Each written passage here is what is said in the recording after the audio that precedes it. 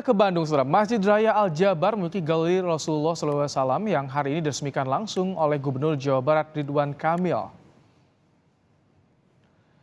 Sore ini, Gubernur Jawa Barat Ridwan Kamil meresmikan galeri Rasulullah SAW. Galeri Rasulullah SAW ini didirikan bertujuan mempelajari sejarah Islam dunia, juga sejarah awal Islam masuk ke Indonesia yang diwujudkan dalam bentuk penyajian teknologi digital, mulai dari silsilah para nabi, sejarah Rasulullah SAW, nama-nama Asmaul Husna, hingga replika Gua Hiro yang menjadi bagian sejarah Islam.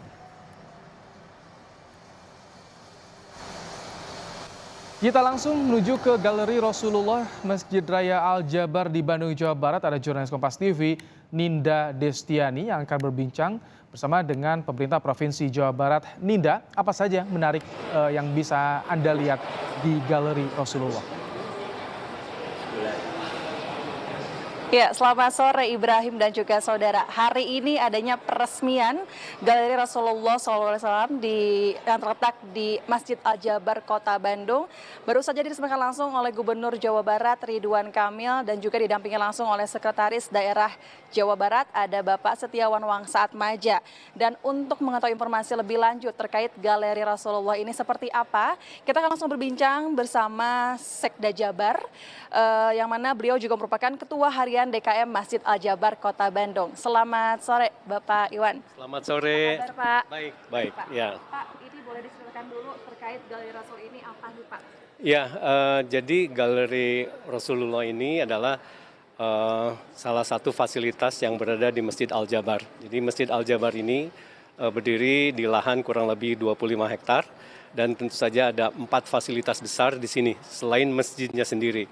Jadi yang fasilitas pertama masjid itu sendiri, yang kedua adalah ini galeri, yang ketiga adalah ini merupakan kolam retensi loh. Jadi untuk pengendali banjir juga, dan yang keempat adalah kita punya taman-taman yang tematik terkait dengan kenabian.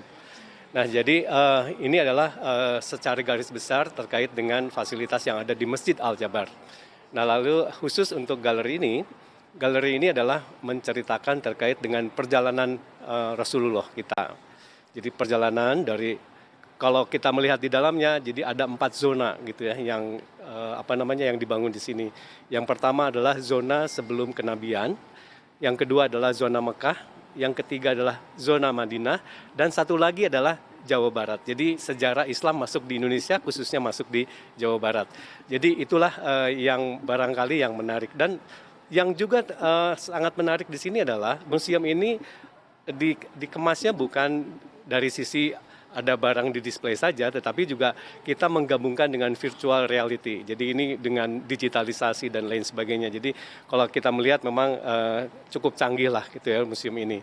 Nah, inilah yang ada di museum Galeri Jawa Barat ini, kurang lebih gitu. Tujuannya apa Pak didirikan Galeri Rasul ini?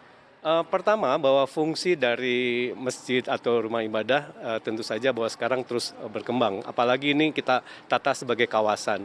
Jadi salah satunya adalah bagaimana mengembangkan dari sisi sosial, ekonomi, budaya, dan satu lagi adalah edukasi. Jadi salah satu fungsi yang ada di Galeri Rasulullah ini adalah fungsi dari edukasi, tentu saja di samping bahwa ini semua adalah memperlihatkan bagaimana perjalanan Nabi itu sendiri. Dan edukasi di sini kita bisa melihat, jadi perjalanan sebelum kenabian itu seperti apa, jadi sejarah dari Rasulullah, kemudian sejarah dari berdirinya Ka'bah, terus kemudian sejarah Mekah dan lain sebagainya. Sampai dengan bagaimana Islam itu gitu ya, perjalanan Islam di masa Rasulullah, terus kemudian juga masuk di Indonesia dan di Jawa Barat khususnya. Dan tentu saja ini adalah merupakan edukasi yang sangat baik gitu ya terkait dengan sejarah Islam yang apabila kita saksikan, apalagi ditunjang dengan multimedia dan lain sebagainya, itu akan lebih mengena gitu kurang lebih. Apalagi terhadap mungkin anak-anak gitu ya. Dan dewasa aja sangat tercengang melihat itu, apalagi anak-anak barangkali gitu ya. Koleksinya ada apa aja Pak? Apakah ada peninggalan sejarah Nabi juga atau hanya replika saja atau seperti apa? Ya, ini adalah replikasi yang kita bangun di sini. Jadi replikasi, tetapi satu lagi bahwa yang saya sampaikan tadi ini adalah gabungan dari virtual reality. Jadi digitalisasi kemudian digabungkan dengan properti-properti gitu ya. Terus kemudian juga ada permainan-permainan yang mana para pengunjung bisa berinteraksi gitu ya dengan cara gitu melihat permainan-permainan tersebut, kurang lebih demikian. Terakhir harapannya Pak seperti apa? Harapannya ini adalah merupakan aset bagi kita gitu ya. Mungkin bukan hanya untuk Jawa Barat saja, tapi ini untuk nasional. Oleh karena itu para pengunjung mudah-mudahan bisa turut menjaga gitu ya, bisa turut memelihara dan bahkan barangkali itu ambil edukasi ini untuk memberikan pengetahuan kepada kita semua, kurang lebih gitu. Ya, terima kasih Bapak Iwan selaku Ketua Pelaksana Harian dari DKM Masjid Al-Jabar. Terima kasih Pak, semoga semuanya lancar. Ya, Ibrahim dan juga saudara, itu dia tadi perbincangan bersama Bapak Iwan selaku Sekda Jabar mengenai Galeri Rasulullah yang ada di Masjid Al-Jabar ini yang merupakan nantinya menjadi museum, menjadi lokasi untuk belajar sejarah mengenai Islam yang ada di dunia maupun di Indonesia. Kembali ke studio, Ibrahim. Baik, terima kasih Ninda untuk laporan Anda langsung dari Bandung, Jawa Barat.